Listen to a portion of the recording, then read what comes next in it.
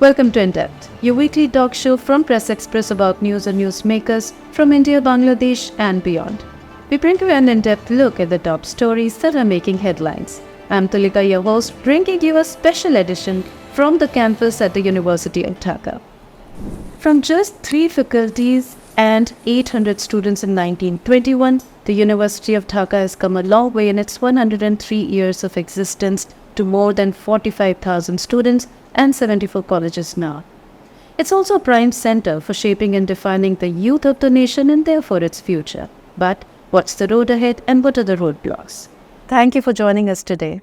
So an ex-student and now its vice-chancellor, the journey must have been quite something.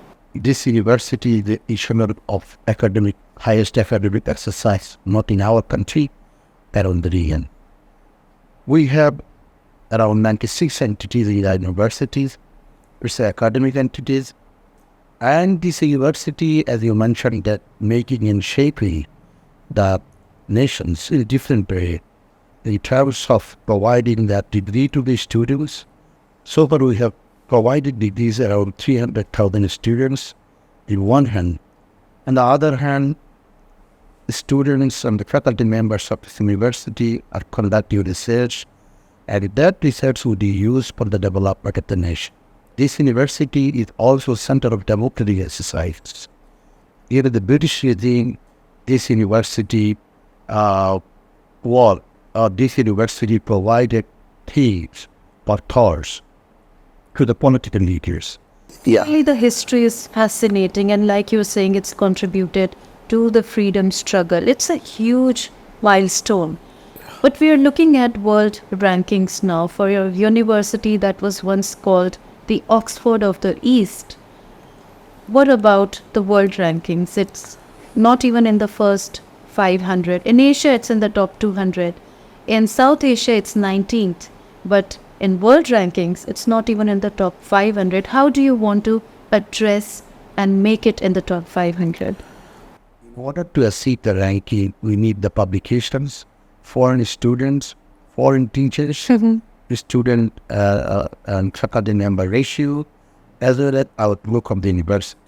This year, time-side education ranking, this university position is in that context 657. So it is better than the previous years.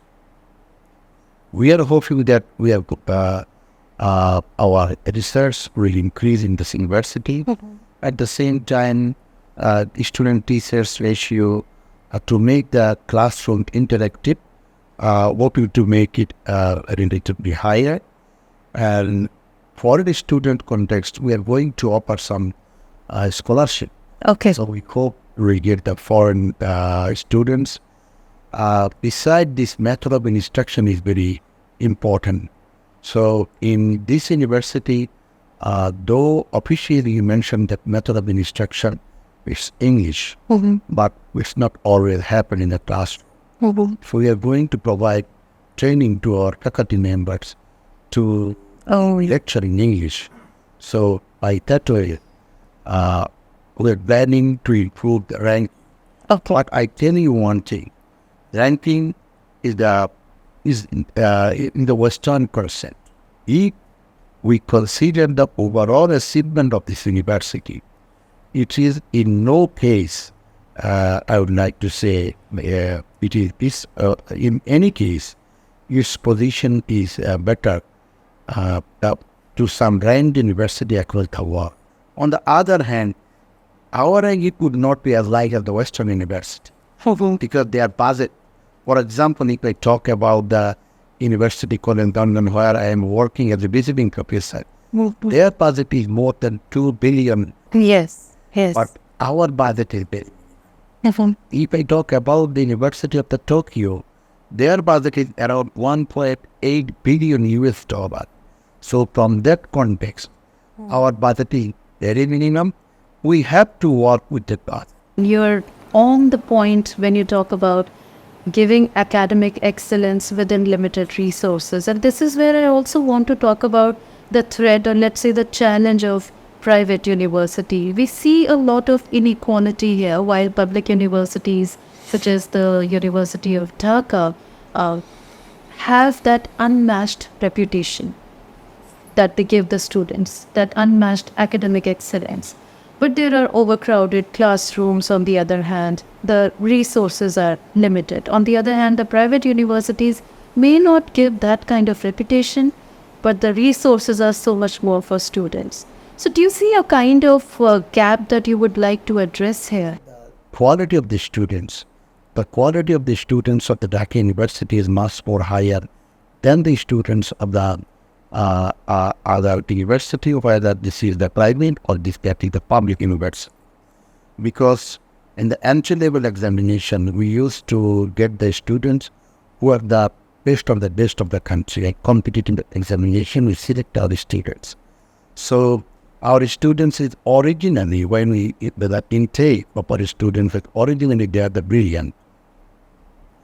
Second thing, our students are doing better in home and abroad if you consider with the private universities.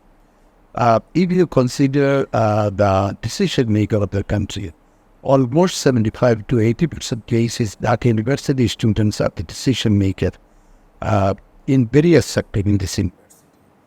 We are discussing the gap between private versus public universities, and even when it comes to faculty, there are higher salaries that the private institutions offer. I was going through some comparisons, and for example, in a public university, a lecturer under a grade 9 pay scale would earn around 35,000 taka, which is $320 in a month, vis-a-vis a private institution where he or she would earn almost 50,000 taka, which is $459. So how do you plan to close and shorten this gap? The salary structure of this university, we are following the national pay scale. And our faculty members, they are happy with that national pay scale. Okay. The reason is the social value and the respect of the faculty members of the university is higher in the country with regard to private universities. Well, hopefully that happens. You also mentioned research earlier a few times.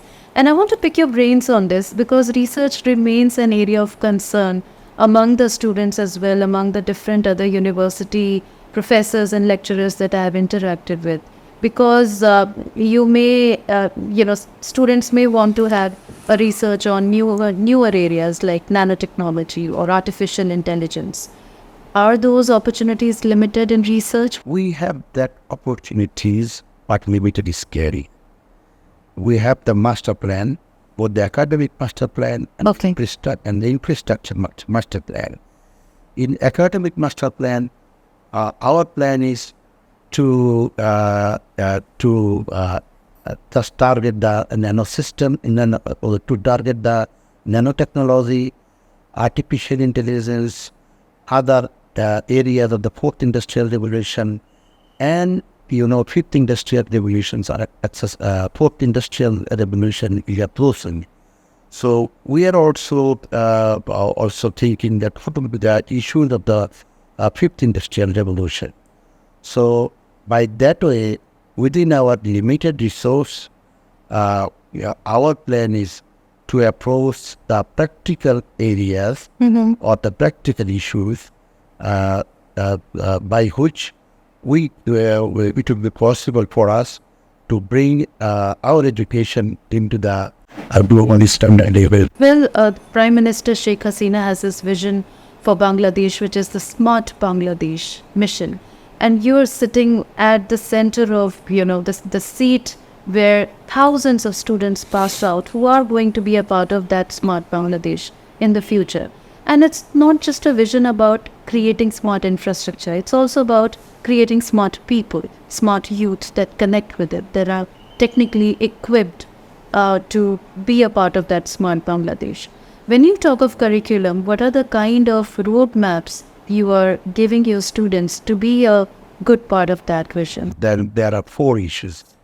One is the smart citizen, the smart governance, then smart society, and smart economics. So now we are planning to revisit our academic curriculum related to the Smart Bangladesh, having the relation with these 4 areas. In the meantime, I have given responsibility to some of our teams. A team has been formed of the team. I have given responsibility to that team to exercise how to bring this university as a smart university, how this campus could be a smart campus. Then we can support our government to build the nation, having the areas of smart Bangladesh. So a smart campus for a smart Bangladesh. Smart campus, of course, for in smart Bangladesh. Campus politics is a very important part of university life. Like you said, opposition ideas, diverse ideas are present in the campus and they are most welcome. But do you think campus politics in a student's life should give them that kind of academic freedom, or should it be done in moderation? I can say that some group of people is much more conscious, some group of the people means student, some group of the students are relatively political concept less conscious. That makes the difference in the campus. And I hope our students having, if it is possible, to give, I would like to say, more books and other sort of extracurricular activities to our students. There are allegations by the opposition that the University of Dhaka is basically a tool that is being used by the government, the ruling party, Awami League, to nurture its ideologies and policy. If there is a specific allegation, and then Dhaka University would like to address that allegation. It happened even earlier. So we are ready to address the allegation that you mentioned. For example, I faced demonstration, or our previous vice chancellors, they also faced demonstration. Sometimes from the government political student wing, sometimes from the opposition student wing.